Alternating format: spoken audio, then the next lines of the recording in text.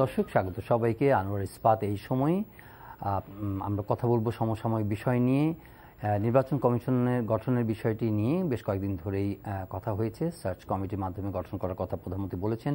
এই কমিশন গঠনে সবাইকে সহযোগিতার আহ্বান জানিয়েছেন আওয়ামী লীগের সাধারণ সম্পাদক ওবায়দুল কাদের, এবং আগামী নির্বাচনে তিনি সরকারের যে কোনো হস্তক্ষেপ থাকবে না সে কথাও বলেছেন।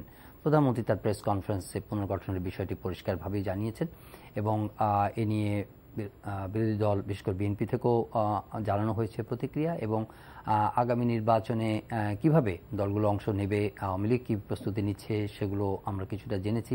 বিএনপি প্রতিক্রিয়া জানিয়েছে যে প্রধানমন্ত্রী বক্তব্যের প্রেক্ষিতে যে জনগণ তাদেরকে কেন ভোট দিবে সেটি ব্যাখ্যা করেছেন বিএনপির মহাসচিব মির্জা ফখরুল ইসলাম আলমগীর। এই বিষয়গুলো এখন রাজনীতির মাঠে, এবং দলগুলোর প্রস্তুতি কি, বিশেষ করে কোভিড পরিস্থিতি যখন কিছুটা স্বস্তিদায়ক তখন সবাই নতুন করে ভাবতে শুরু করেছেন, মাঠে নামছেন এবং কমিশন পুনর্গঠনের বিষয় নিয়ে ভাবছেন। সব মিলিয়ে একটা রাজনৈতিক আবহের মধ্যেও ঢুকেছে অন্যান্য কর্মকাণ্ডের মধ্য দিয়ে। এর সঙ্গে শিক্ষা প্রতিষ্ঠানগুলো খুলেছে, বিশ্ববিদ্যালয়গুলোতে আবাসিক হলগুলো খোলা হয়েছে, ক্লাস শুরুর কার্যক্রম চলছে। আর অন্য একটি বিষয়ে যেটি খুবই আলোচিত এই মুহূর্তে, যে মিয়ানমার থেকে অস্ত্র, মাদক এবং মানব পাচার রোধে প্রয়োজনীয় সীমান্তে গুলি চালানোর কথা পররাষ্ট্রমন্ত্রী বলেছিলেন সিলেটে। আজকে তিনি পররাষ্ট্র মন্ত্রণালয়ের সাংবাদিককে বলেছেন যে সীমান্তে বিশৃঙ্খলা এবং অপকর্ম, গতকালের বিষয়টিকে আরেকটু জোরালোভাবে বলেছেন যে এই ধরনের কোনো অপকর্ম রোধে সরকারের অবস্থান খুবই শক্ত হবে এবং কঠিনভাবে তারা মোকাবেলা করবেন। আর ন্যায় বিচার নিশ্চিত এবং জনগণের সেবক হয়ে কাজ করতে সরকারি কর্মকর্তাদেরকে নির্দেশ দিয়েছেন প্রধানমন্ত্রী শেখ হাসিনা।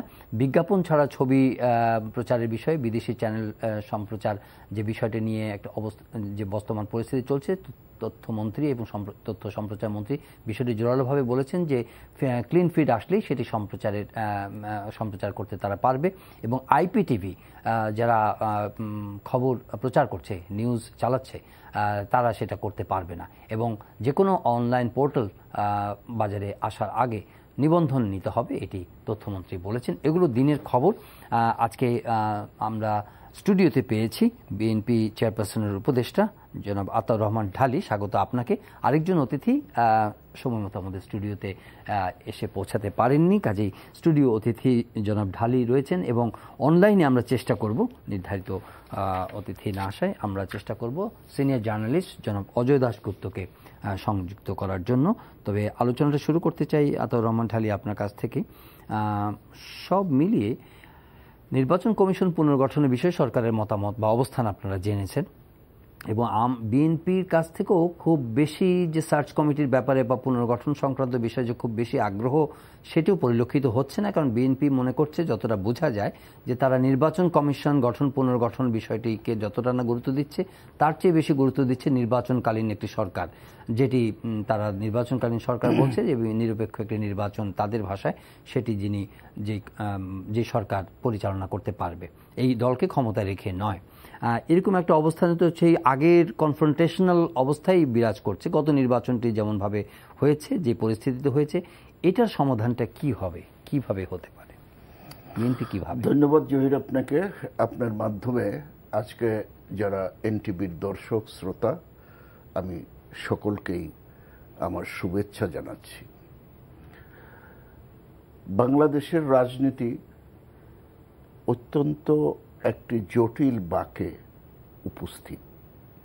এটা আজকে নয়, এটা দীর্ঘদিনের যে রাজনৈতিক যে চর্চা, অপরাজনীতির চর্চা, গণতন্ত্রবিহীন রাজনৈতিক চর্চার কারণেই আজকে বাংলাদেশ এই সংকটের মুখোমুখি দাঁড়াইছে।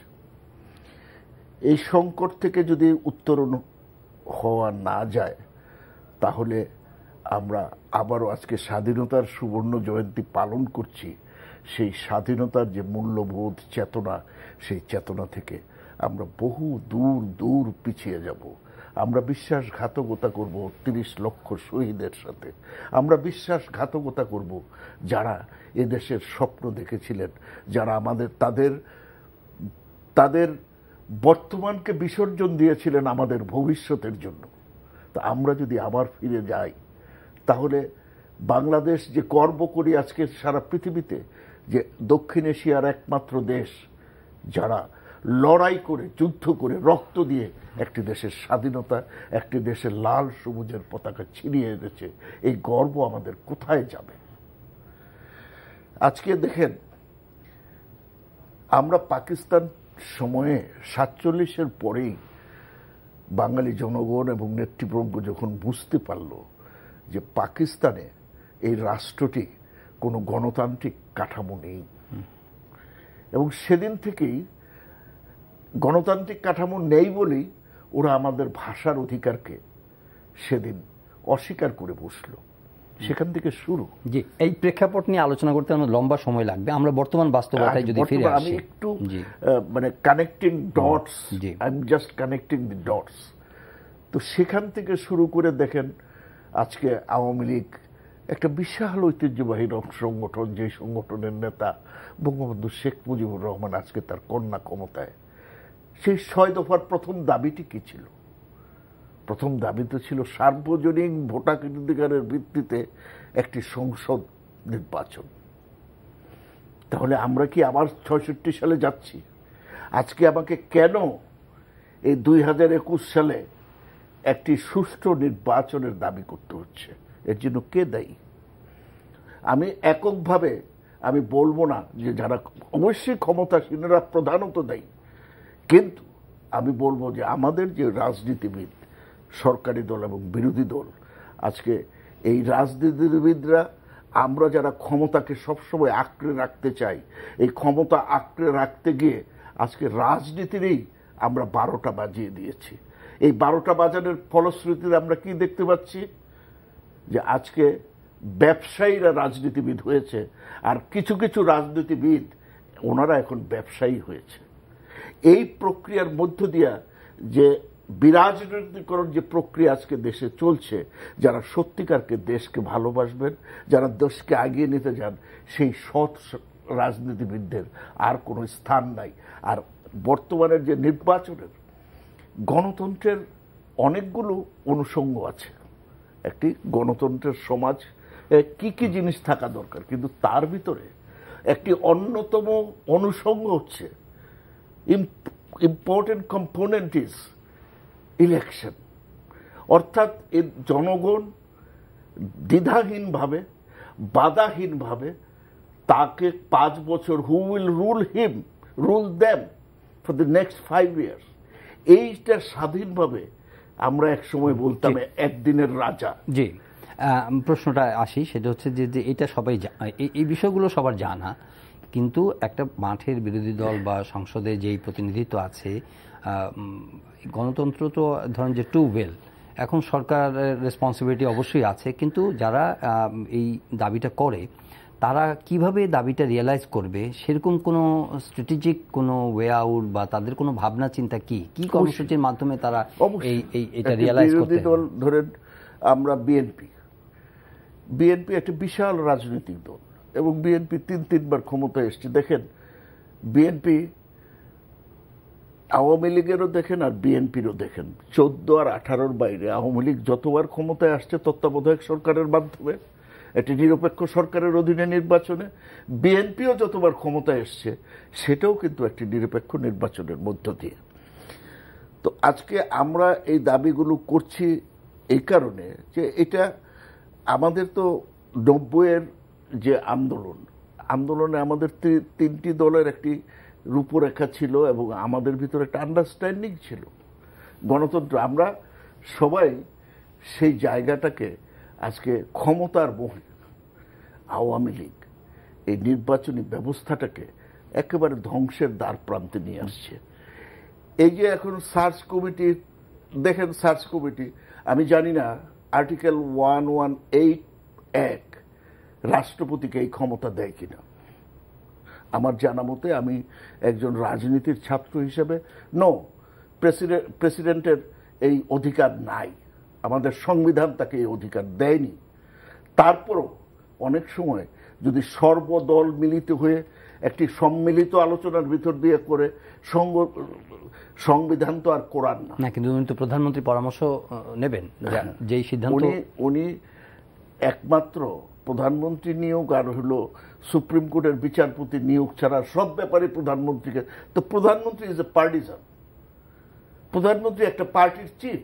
তো সংবিধান তো সেই ক্ষমতা প্রধানমন্ত্রীর সঙ্গে রাষ্ট্রপতির সম্পর্কটা সেভাবে ডিফাইন করেছে। আমাদের আছে যে নির্বাচন কমিশনের আইন করার, ওনারা ওইটা না করে, তো সেই নির্বাচন কমিশনের আইনের জন্য তো we can't held only the party in power responsible, সবাই দায়ী, এটার জন্য সবাই দায়ী। কিন্তু দীর্ঘদিন তারা ক্ষমতায়, এবং তারা এই নির্বাচনী ব্যবস্থায় তত্ত্বাবধায়ক সরকার যেহেতু তোমরা বাতিল করেছো কোর্টের মাধ্যমে, আমি বলবো না কোর্ট বাতিল করেছে, কারণ কোর্টের রায়টা ছিল যে ইট মে রান ফর অ্যানাদার 2 টার্মস। হ্যাঁ, এই 2 বারের জন্য এটা রাখা যেতে পারে, এবং আইনের ভাষায় হচ্ছে মাইট, কিন্তু ওইটাকে, এটা ইন্ডিয়ান সুপ্রিম কোর্টেরও রায় আছে, যেগুলোতে ইট ইজ মাইট। বাংলাদেশেও এই ধরনের রায় আছে, কিন্তু এটাকে ওভারলুক করলো শুধু ক্ষমতায় থাকার জন্য। তো কাজেই আপনার এই সমস্ত সার্চ কমিটি টমিটি দিয়ে কিচ্ছু হবে না। 2 বার তো সার্চ কমিটি করলেন। So what BNP wants, মানে ধরেন যে সার্চ কমিটির মাধ্যমে একটা নির্বাচন কমিশন পুনর্গঠন হলেও তো গতবার যেরকম হয়েছে, এবং এটা হবে কবে? আমাদের প্রথম দাবি হচ্ছে একটা নির্বাচন, সুষ্ঠু নির্বাচনের জন্য একটা কেয়ারটেকার বলেন, তত্ত্বাবধায়ক বলেন, একটা নির্দলীয় সরকারের অধীনে একটা ফেয়ার ইলেকশন, এটাই হচ্ছে আমাদের দাবি প্রথম। এবং এইটা ছাড়া বাংলাদেশে আর নির্বাচনের কোনো ভবিষ্যৎ নাই।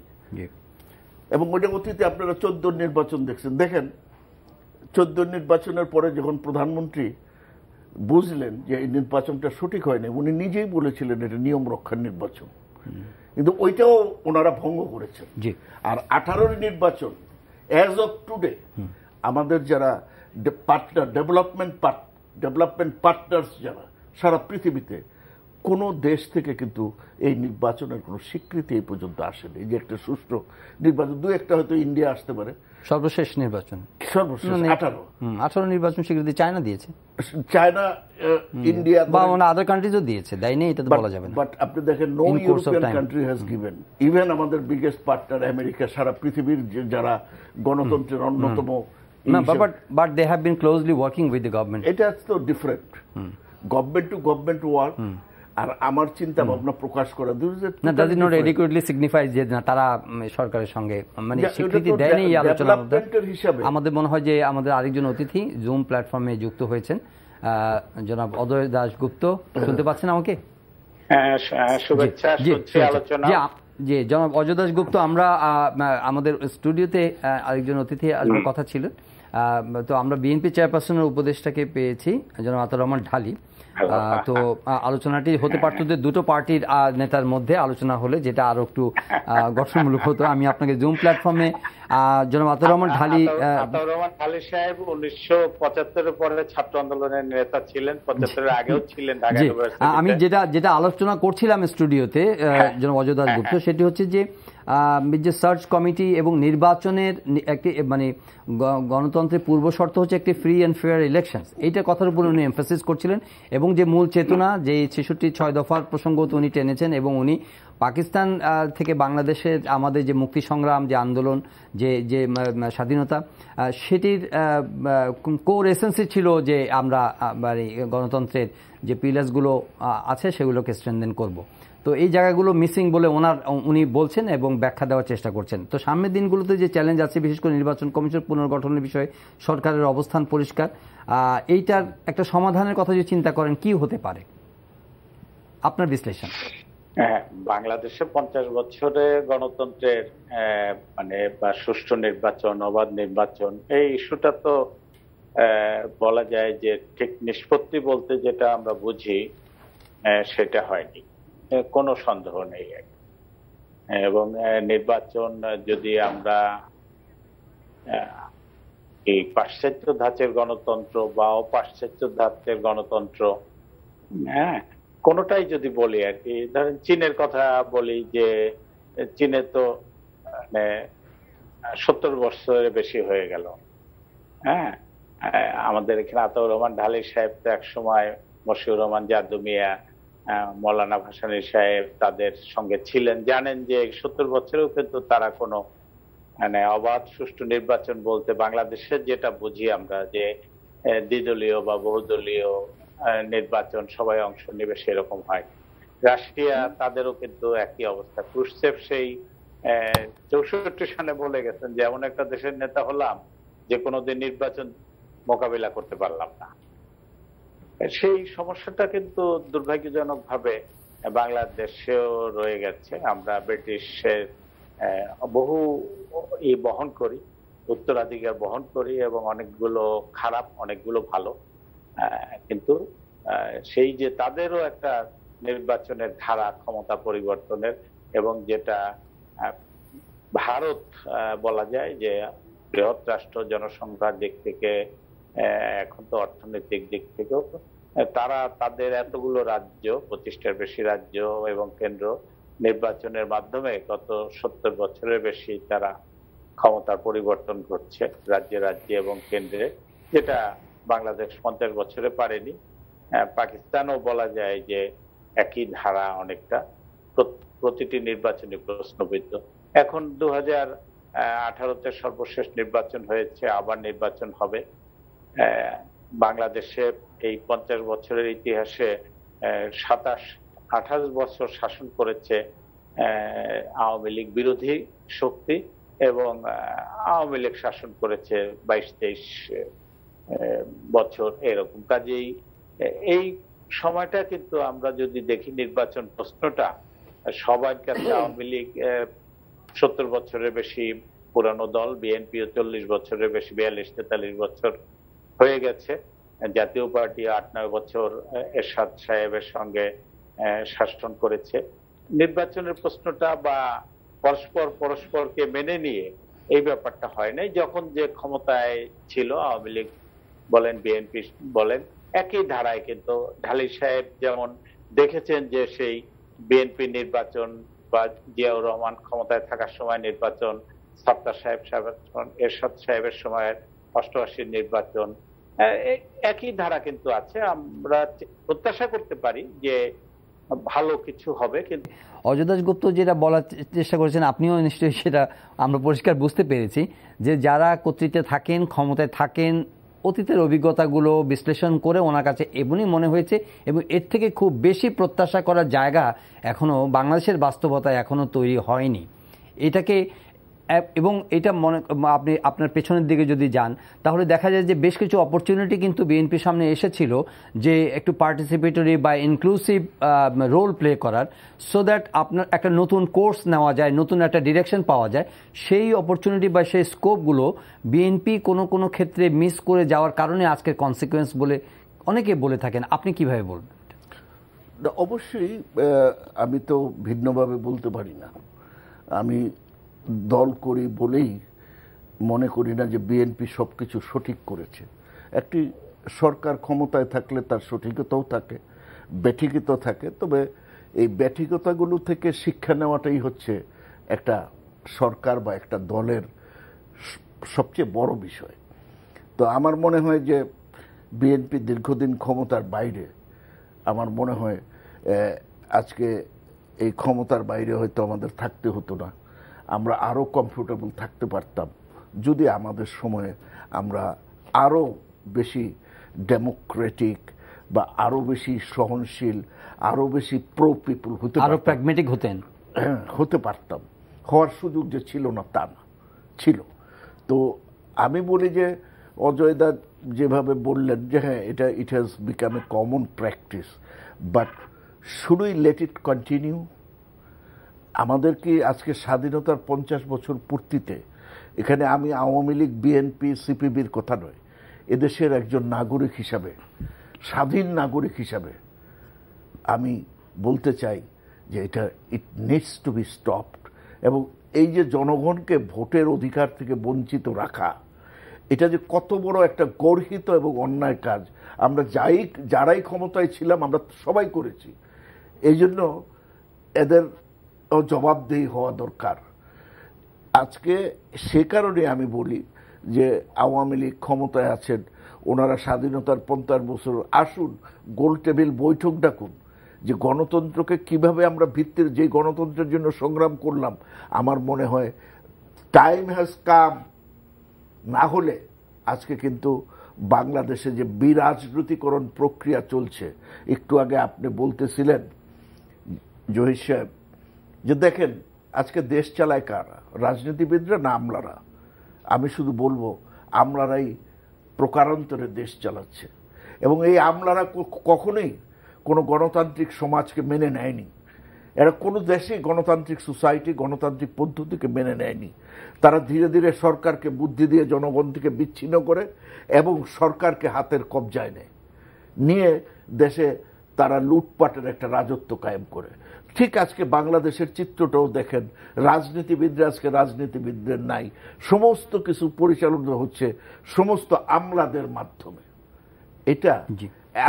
এটা যদি বেশি দিন আমরা যদি ভোটের সেই অধিকার, গণতন্ত্রের সেই মৌলিক জায়গাগুলোতে আমরা যদি সম্মিলিতভাবে সবাই আমরা ফিরে যেতে না পারি, তাহলে সামনে ভবিষ্যতে অত্যন্ত সংকট এবং একটা অন্ধকারের সময় আসছে বলে আমার মনে হয়। জনাব অজয় দাশগুপ্ত, এই সংকটের কথা তো বহুদিন ধরেই আলোচনা হচ্ছে। হ্যাঁ, এটা কিন্তু মানে এখন হলো কি, ধরেন শেখ হাসিনা কিন্তু এই 14 সালের নির্বাচন যখন হলো, আমার মনে আছে বিএনপি যেমন বলে যে এটা নিয়ম রক্ষার নির্বাচন, উনি কিন্তু আমার কাছে এই যে 7 দশকের হরতাল, আমার এই বই, তার মধ্যে আছে যে উনি কিন্তু বলেছিলেন যে নির্বাচন দেব, তবে একটি নিয়ম রক্ষার নির্বাচন, তবে এই যে হরতাল, ধ্বংসাত্মক রাজনীতি, এগুলোর ব্যাপারে ভুল হয়েছে, ক্ষমা চাইতে হবে, অনেকগুলো শর্ত দিয়ে কিন্তু বলেছিলেন। নিয়ম রক্ষা 7 দিন পরে ক্ষমতা ছেড়ে দিবেন, এই কথা কিন্তু উনি বলেন নাই, অনেকগুলো শর্ত দিয়েছিলেন। এখন দেখেন যে এই যে স্বাধীনতার 50 বছর বিএনপি যে জোটটা করে রেখেছে, শুধু গণতন্ত্র হইলে শুধু ভোটের অধিকার, তারপরে তো বিএনপির জোটের প্রধান শরিকরা একটা না অনেকগুলো দল এসে বলবে যে আমরা তালেবান স্টাইল বাংলা হবে আফগান, প্রকাশ্যই বলেছে। কিন্তু কাজেই এই জায়গাগুলো শুধু একটা ভোটের অধিকার আমরা কায়েম করলাম। দেখেন স্বাধীনতার 50 বছর বিএনপি কয়েকটা দিবস পালন করেছে গত কয়েক মাসে, কিন্তু দেখেন তাদের কাছে কিন্তু 10 এপ্রিলের কোনো মূল্য নাই, 17 এপ্রিলের কোনো মূল্য নাই, 7ই মার্চের কোনো মূল্য নাই। জিয়াউর রহমানকে স্বাধীনতার ঘোষক বানানোর জন্য, এবং আমার নিজের একেবারে প্রধানমন্ত্রী 93 সালে প্রধানমন্ত্রীর প্রিন্সিপাল স্টাফ অফিসার, তিনি আমি সংবাদে কাজ করি, একটি লেখা নিয়ে এসেছেন যে জিয়াউর রহমান 26শে মার্চ স্বাধীনতা ঘোষণা করেছেন। তা আমরা দেখালাম যে দেখেন এতদিন পর্যন্ত বিএনপি তো 27শে মার্চ বললো যে না, এটা প্রাইম মিনিস্টার পাঠিয়েছেন, 26শে মার্চ এটা প্রতিষ্ঠিত করতে হবে। অর্থাৎ এই জায়গাটা এখনো রয়ে গেছেন। স্বাধীনতাকে, মুক্তিযুদ্ধ, লাখ লাখ মানুষের অর্থদান, এইটা বাদ দিয়ে করে রয়েছেন যে ভারত বাংলাদেশ পাকিস্তান ভাগ করতে চেয়েছে। অর্থাৎ এই জায়গাটা থেকে যদি আওয়ামী লীগের অবস্থান থেকে বলছি আমি, তারা এই কথাগুলো কিন্তু বারবার বলছেন যে স্বাধীনতাই তো মানছে না। আর যদি অর্থনৈতিক কর্মকাণ্ড বলেন, এইটা দুর্নীতি, লুটপাট যেগুলো বলছে, আমার কাছে এই 50-60 বছরের পুরানো পেপার কাটিং আছে, আমি মাঝে মধ্যে এগুলো খুলে খুলে দেখি আর কি। এরশাদ আমলে বলেন, জিয়াউর রহমানের আমলে বলেন, এখন যেসব অভিযোগগুলো উঠে, সেটা বালিশ কাণ্ড বলেন, পর্দা কাণ্ড বলেন, সড়ক উঠছে, ভেঙে গেছে, এই পুরানো পেপার গুলো খুঁজতে খুঁজতে কিন্তু সবগুলোই দেখি, কিন্তু অন্তত একটা জিনিস দেখি না এখন, যে গত 4-5-6 বছরের মধ্যে বিদ্যুৎ বিভ্রাট বাংলাদেশে, এটা আমরা দেখি না। সারের কোন সংকট হচ্ছে কৃষকদের, এইটা আমরা দেখি না। কিংবা বড় ধরনের একটা, আমার নিজের জীবনে দেখেছি যে একটা বক্স কালভার্ট করবে একটা জায়গা, সড়কে একটা কালভার্ট বানাবে, একটা 10 ফুট সেতু বানাবে, সেটার জন্য কিন্তু বিদেশি ঋণ অনুদানের জন্য আমরা তাকিয়ে থাকতাম। এখন অন্তত বলতে পারি যে 30,000 কোটি টাকার পদ্মা সেতু অনিয়ম হইতে পারে, এটার ভেতরেও দুর্নীতি হইতে পারে, ঠিকাদার যারা হবে সেটা হইতে পারে, কিন্তু অন্তত একটা নিজের অর্থে আজকে আমরা বলতে পারি যে পশ্চিমা দাতা দেশগুলো রোহিঙ্গাদের ফেরত নেওয়ার ব্যাপারে দ্বিমুখী নীতি অনুসরণ করছে। এই জায়গাটায় তো বিএনপিকে আসতে হবে যদি আওয়ামী লীগের সাথে একটা সমঝোতা তারা চায়। স্বাধীনতা জিয়াউর রহমান ঘোষণা করছে, হঠাৎ একদিনে আর লক্ষ লক্ষ মানুষ ইনক্লুডিং জিয়াউর রহমান এবং তার সঙ্গে থাকা সৈনিকরা স্বাধীনতা যুদ্ধে ঝাঁপায় পড়ছে, লাখ লাখ মানুষ, ব্যাপারটা তো ছিল না। একটা প্রকাশ্য দিবালোকে, যখন আমরা যেমন রবারি বলি, প্রকাশ্য দিবালোকেই তো এরকম একটা চিন্তাধারা চাপিয়ে দিতে চেয়েছে, তো কি করে আওয়ামী লীগের সাথে কম্প্রোমাইজ করবেন আপনারা? জি, জনাব অজয় দাশগুপ্ত, আসছি আপনার কাছে। জনাব আতাউর রহমান ঢালী, একটি বিষয় হচ্ছে যে বিএনপি নির্বাচন, ভালো নির্বাচন চায়, সুষ্ঠু নির্বাচন চায়, সেটি তাদের দাবি। কিন্তু যে রাজনৈতিক অস্পষ্টতা বা যেই গ্যাপটা তৈরি হয়েছে পলিটিক্যাল স্পেকট্রামের ক্ষেত্রে, বিএনপির সাংগঠনিক মিত্র বা সামগ্রিকভাবে যে সে ইতিহাসকে কেন্দ্র করে যে প্রশ্নগুলো উঠে, উনি যতগুলো রেফারেন্সগুলো দিচ্ছেন, এগুলো কিভাবে সমাধান করার কথা বিএনপি ভাবে? আর যদি না ভাবে, তাহলে এই রাজনৈতিক ডিফারেন্স, এই বিভাজিত রাজনৈতিক পরিস্থিতিতে একটা সমঝোতার ভিত্তিতে ভালো নির্বাচনের পথরেখা কিভাবে তৈরি হতে পারে? ধন্যবাদ আপনাকে। অজয় দা অনেক কথাই বলেছেন, তবে এককভাবে বিএনপির উপরে উনি যেভাবে দোষারোপ করেছেন, আমি ওনার সাথে সবিনয়ে একমত হতে পারলাম না। এই কারণে যে বলে যে বিএনপির জামাতের সাথে জোট, আসলে এটা তো আওয়ামী লীগ এবং বিএনপি, এই দুটি দলই জামাতকে নিয়ে খেলছে। আপনি দেখেন আওয়ামী লীগের সাথে কি জামাতের সম্পর্ক নেই? বিএনপি একটু বেশি করে ফেলেছে, জোটে নিয়েছে, তাদেরকে মন্ত্রী বানিয়েছে। ওই তো সেদিন আওয়ামী লীগ ইয়ের সাথে 5 দফা চুক্তি করলো, হেফাজতের সাথে চুক্তি করলো। এখনো আপনাদের মাথার উপরে রাষ্ট্র, ধর্ম, ইসলাম আছে, এখনো আছে। তো তারপরেও আপনারা অসাম্প্রদায়িক দাবি করেন, ক্ষতি নেই, অসাম্প্রদায়িক দাবি করতেই পারেন। আওয়ামী লীগের রাজনীতি ছিল অসাম্প্রদায়িক, আজকে তো আর অসাম্প্রদায়িক নাই। তাহলে এই যে জামাতকে নিয়ে এই যে এই লুকোচুরি খেলা বন্ধ করে সবাই ডাকেন, ন্যাশনাল কনভেনশন ডাকেন আওয়ামী লীগ, বিএনপি। এটা তো কৌশলগত, বিএনপি জামাতকে ছাড়লে কালকে আওয়ামী লীগ নিবে তলে তলে, এবং তলে তলে তো নিয়েছেও। এবং আওয়ামী লীগ সবকিছুই দেখেন, যখন আলোচনা করতে যায় যে আমাদের সময় সবচেয়ে বেশি আমরা মসজিদ বানাইছি, মন্দির বানাইছি আমাদের সময়, অর্থাৎ এই যে ধর্মের ব্যাপারটাকে তারা প্রধান গুরুত্ব দেয়। Competition between Awami League and BNP, কে কত ধার্মিক, এই যে competition, that needs to be stop. বাংলাদেশকে স্বাধীনতার ধারায় নিয়ে আসতে হলে আওয়ামী লীগকেও ঠিক জায়গায় আসতে হবে।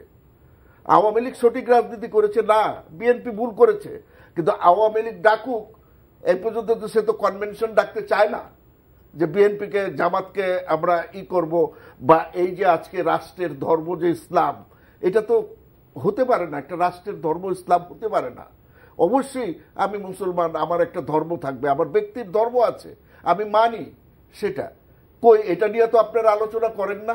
বিএনপি কি এটা কি বিএনপি মানে না? আপনি যে বলেন আওয়ামী লীগ কনভেনশন ডাকুক, অবশ্যই বিএনপি সাড়া দেবে। আওয়ামী লীগ কনভেনশন ডাকুক, কিন্তু কোনোদিন জামাত নিয়ে, মৌলবাদ নিয়ে আওয়ামী লীগ কনভেনশন ডাকবে না, কারণ ওই জায়গায় তাদের দুর্বলতা রয়েছে, কৌশলগত দুর্বলতা। আচ্ছা, আরেকটা যেটা বললেন দাদা, যে জিয়াউর রহমান সম্পর্কে, জিয়াউর রহমানের আপনি জিয়াউর রহমানের একটা ঘোষণা তো ছিল, আমি তো নিজের কানে শুনেছি, এটা 26 হোক 27 হোক, এবং এর আগে পরে কে দিয়েছে আরো অনেকে দিতে পারে, কেউ শুনেছে কেউ শুনে নাই। কিন্তু জিয়াউর রহমানের যে ঘোষণা দিয়েছে, আপনি তাকে ঘোষক না বলেন, সে তো ঘোষণা দিয়েছে, এটাকে অস্বীকার করেন কিভাবে? আপনি আজকে আইসার দাবি করেন জিয়াউর রহমান মুক্তিযোদ্ধা ছিল না। এইগুলো তো you need to stop all this thing.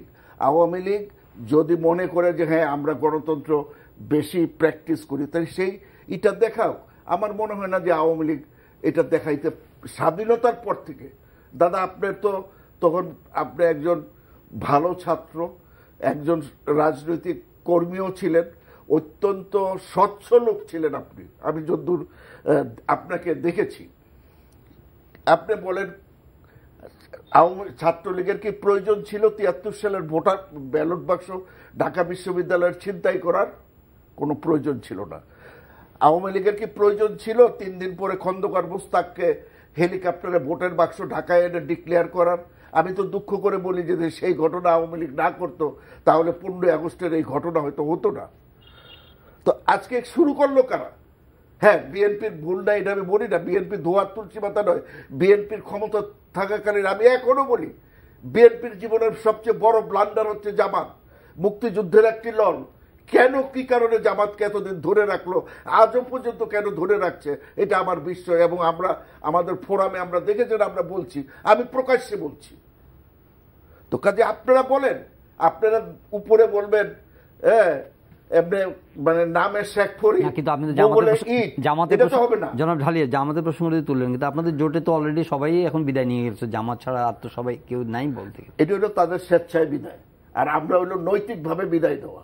একটা হলো আমি স্বেচ্ছায় থাকবো না, এটা ভিন্ন জিনিস। বাট পলিটিক্যালি আমি একটা স্বচ্ছ গণতান্ত্রিক রাজনীতি করতে হলে অবশ্যই মৌলবাদী ধারার বাইরে থাকতে হবে। তো সেখানে আওয়ামী লীগও নাই, কারণ আওয়ামী লীগকে কি করতে হয়, আজকে হেফাজতের সাথে চুক্তি করতে হয় আওয়ামী লীগকে। জি, আমি আওয়ামী লীগকে বলতে হয় মদিনা সনদ আমরা কার্যকরী করব। জনাব অজয় দাশগুপ্ত। না, আতাউর রহমান ঢালী সাহেব মানে খুব কতগুলো ভালো বিষয় প্রসঙ্গ তুলেছেন। আমার মনে হয় যে আমাদের দেশের রাজনীতিতে এগুলো নিয়ে খোলামেলা রাজনৈতিক দলের মধ্যে পাল্টাপাল্টি না করে একের সব ভালো অপরের সব খারাপ, এটা থেকে মুক্ত হওয়ার কিন্তু অবশ্যই গুরুত্বপূর্ণ। বিএনপি তার গঠনতন্ত্রে জিয়াউর রহমানের সময় যেটা হয়েছিল সেটা কিন্তু একটা খুব ভালো ধারা ছিল, ৭ ধারা যেটাকে বলে, যে দুর্নীতির দায়ে দণ্ডিত হলে কেউ দলের নেতা হতে পারবে না, প্রধান নেতা শীর্ষ নেতা হতে পারবে না, এমনকি এমপি না, শুধু স্থানীয় পর্যায়ের কোন নির্বাচনে অংশ নিতে পারবে না। বিএনপি কিন্তু এটা চুপচাপ বদলে ফেললো আর কি। অথচ সবচেয়ে একটা যদি বলেন আমাদের দেশের রাজনীতিতে একটা নৈতিক অবস্থানের জায়গাটা, সেটা সামরিক শাসকের দল হোক, ক্যান্টনমেন্টের দল হোক, যেভাবে আওয়ামী লীগ বলে, কিন্তু ধারাটা তো ছিল চমৎকার। কিংবা ধরেন যে এই ঢালি ভাই যে কথাটা বললেন যে এই যে রাষ্ট্রের ধর্ম বা হেফাজত ইত্যাদি, এইগুলো যদি আওয়ামী লীগ অবস্থান নেয় 1955 আওয়ামী লীগ যখন দল থেকে মুসলিম বাদ দিয়েছে, তখন কিন্তু কাজটা তার জন্য সহজ ছিল না।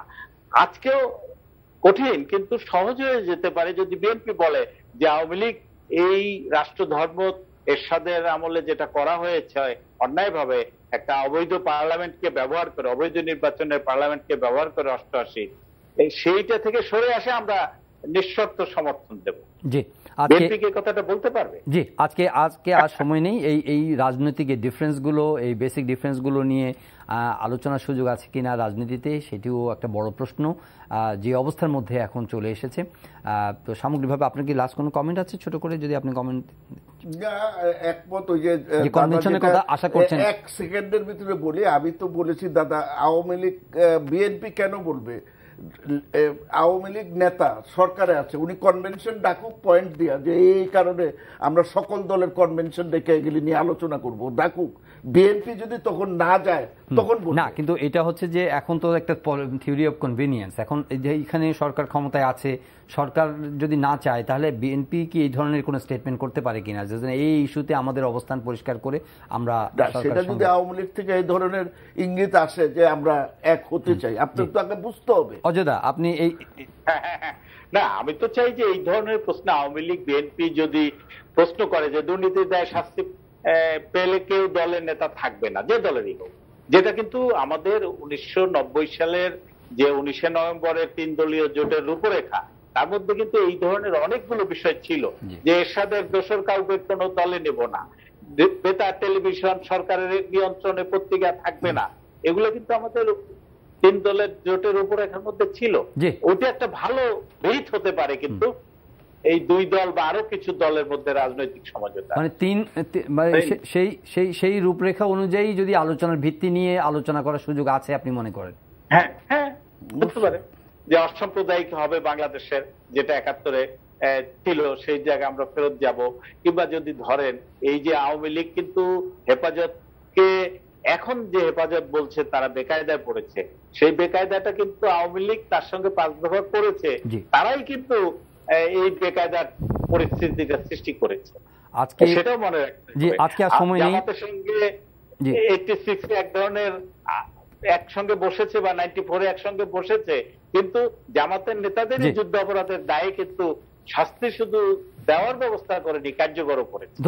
ধন্যবাদ জনাব অজয় দাশগুপ্ত, ধন্যবাদ জনাব আতাউর রহমান ঢালী। আজকে সময় নেই প্রিয় দর্শক, রাজনৈতিক আলোচনার আসলে কোনো মানে সমাপ্তি আসে না, এটা চলতেই থাকবে এবং আগামী দিনগুলোতে নির্বাচন কমিশন পুনর্গঠন এবং আগামী নির্বাচনকে কেন্দ্র করে যেহেতু কোভিড পরিস্থিতি কিছুটা সহনীয় হয়ে এসেছে, এই আলোচনা আমরা করব এবং বিভিন্ন দলমতের লোক এখানে কথা বলবেন। আজকে অনুষ্ঠানটি এখানে শেষ করছি, সবাই ভালো থাকবেন, দেখা হবে আবারও পরের অনুষ্ঠানে। চাইলে আপনারা অনলাইনে ওই অনুষ্ঠানটি দেখতে পারেন, ভিজিট করুন ntvbd.com, এছাড়া ইউটিউব ভেরিফাইড ফেসবুক পেজে জনপ্রিয় অনুষ্ঠান খবরের আপডেট আপনারা জেনে নিতে পারেন। দেখা হবে আবারও।